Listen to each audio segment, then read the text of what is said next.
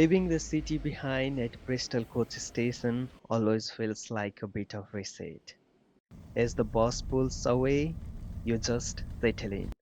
It's a smooth, quiet glide for the next hour. Nothing but rolling green hills and a sky so clear it doesn't even look like real today. Then the warm, honey color stone start to appear. We have arrived, Bath, a UNESCO masterpiece, and is still one of the most beautiful places I know. Hello and welcome to everybody. I'm currently in Bath after a overnight travel in bus and 2 hours from Bristol. It's not difficult from Bristol to Bath. You can just find fast bus. So it will just cost 2.5 pound if you want to travel just one way, and if you want for a whole day ticket it will be 7 pound or like that. So the journey was not bad, travel was good. National Express really comfortable and fast bus is also good, and weather also good. Everything looks fine for today. I'll start with room and bath. It's Sunday today, so it will open at 9 o'clock. So let's go for that. It's 9 o'clock in the morning, good sunshine. Now I'm going towards the Roman bath. It will cost me 28 pound for an entry ticket, and I can buy a student ticket which is not much concession, just 1 pound, so it will be 27.50.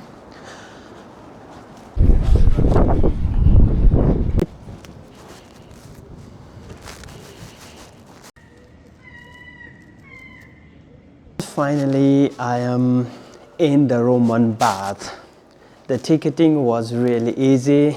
I booked online to save 2 pound. I said it cost me 27 pound 50 pence, and I got a free audio guide today, so I just can listen and no guide needed, no need to pay extra.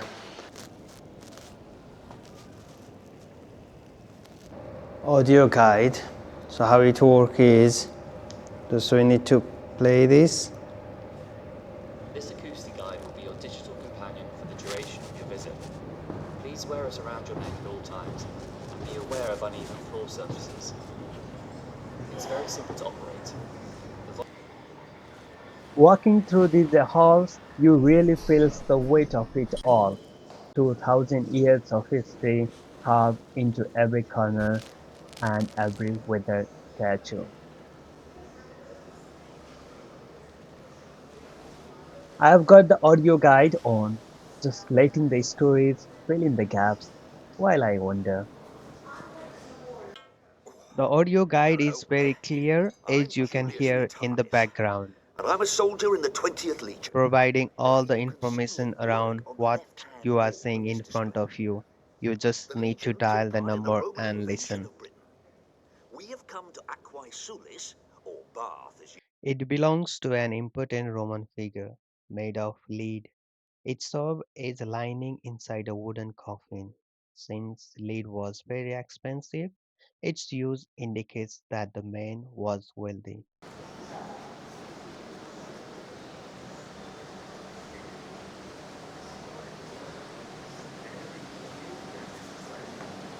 Entering the temple area, the air changes instantly.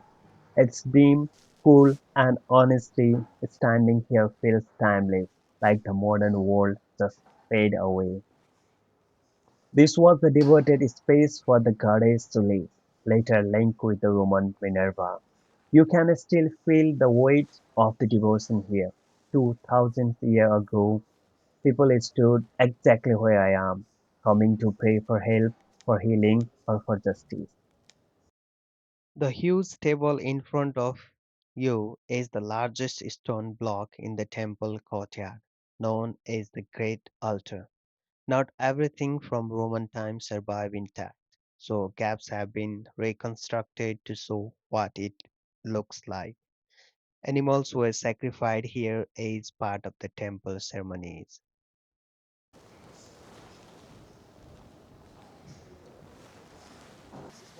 The spring is the center of the entire system. Hot water rises naturally here, constant across centuries. For Romans, this was not geology, it was present. The water was the goddess. Everything, temple, bath, ritual, exists because of that single point. This is the one of the most famous Roman artifact ever found in Britain, the bronze head of the goddess Sulis Minerva, covered with a thin layer of gold. It's a rare example of ancient craftsmanship. The style and the architect's design suggest it wasn't made in Britannia, but likely originated elsewhere in the Roman Empire, possibly in Gaul, in what now France.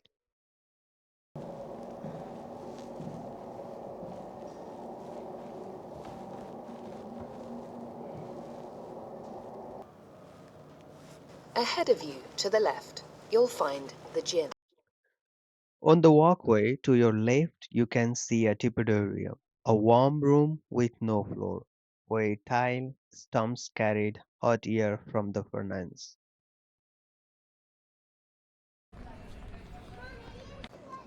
Leaving the shadows of the Roman world, I made my way towards Pulteney Bridge. There's something about the way the water catches the lights here. It's easily one of the best views in the city.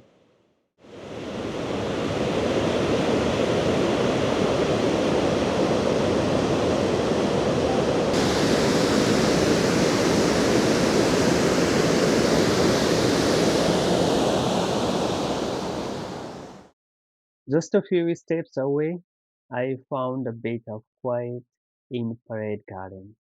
It's a complete safety in energy, all soft, green grass and rows of flowers that actually seems to glow against the stone. It's the perfect spot to just sit for a second, surrounded by all that color. You realize Bath isn't just a museum. It's a place that's still very much alive. Leaving the gardens, the atmosphere in the city completely changed.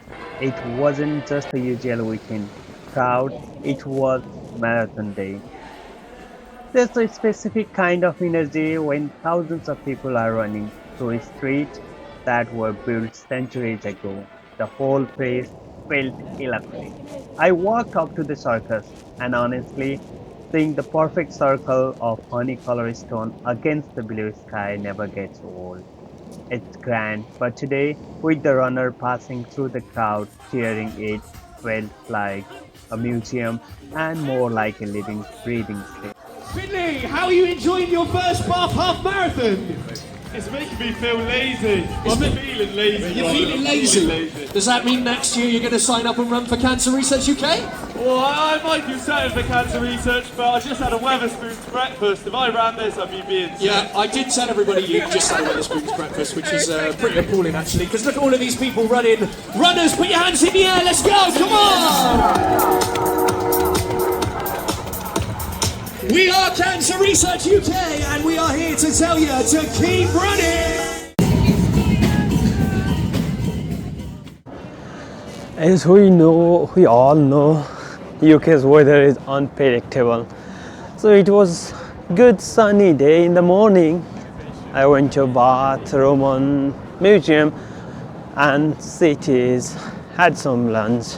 Then when I came out, it's raining again. So it's completely unpredictable. I was planning to go to Prior Park. If weather goes like this, there is no point to go there. So it's already started raining. There's marathon, music, dance, lots of things. Allah, cool. It's a typical Sunday and typical UK weather.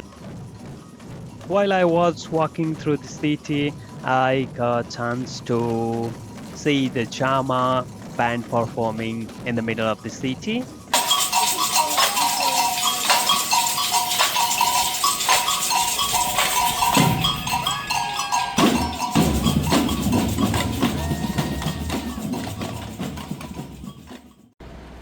Lots of walk, tired, and hungry. So, it was the time for Samosa Chat in a chaiwala. Go to the Royal Crossing It was Festival. really good, delicious, and that filled my stomach. It was very nice here. And not only samosa chat, I tried samosa as well. Anybody? It's so raining. That's why I chose again. Samosa time. After Roman bath, city, park, and a fort. Now I'm going towards Prior Park. The weather was not that much good, but I tried it on my risks. But And after almost taking bus for 50, not 50, 40 minutes from city center, bus number 2, I'm here in Prior Park. to enter the park, it cost me £12, which I later felt was overpriced.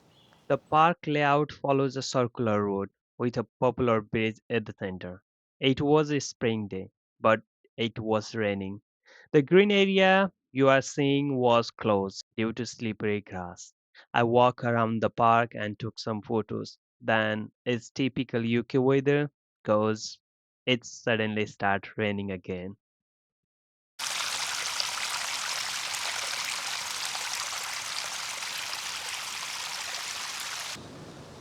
If it starts raining, you can take shelter in the small wooden huts around the park. Walking along the grassy path, I reached the hut of Prior Park, the Palladian Bridge.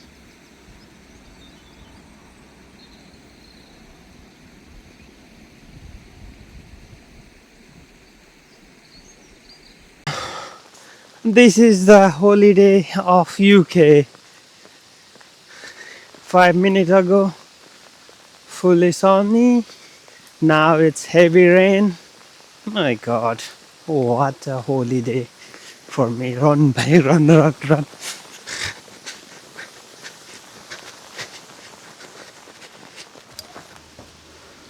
It was raining, so I took cover under the bridge for a while, then headed back to the hotel, exhausted after walking all day. Completely भिजिसकेको अवस्था, त्यही भएर अब चाहिँ घुम्न बन्द गरेर I'm going towards hotel, take rest. On the way back to the hotel, with the cold UK rain setting in, I fought it off the only way that makes sense by grabbing a hot Americano. In the end, I chose Travelodge for the night to get some rest and a good night's sleep. Just a night stay. It's not bad for now.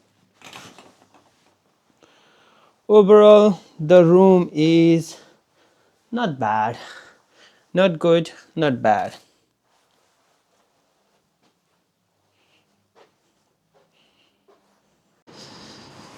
It's almost 7:30 already. After having a lovely dinner, I'm going to see how Bath looks like in night. I never prefer pubs or bars, so I didn't drink, so I will not go on those kind of nightlife. But I'll just walk in the street to the Roman Bath Ave. Unlike big cities such as London or Birmingham, Bath has a rhythm that changes noticeably after sunset. As night falls, the street gradually empty. The bustle of daytime life gives way to a calm, almost hushed atmosphere. Pubs and bars are available, of course, but they were never my choice. So I kept to the quieter street. What had felt lively and full of energy during the day seemed to retreat into a peaceful stillness. And the deeper the darkness settled, the more the city felt like it was taking a collective breath before the next day.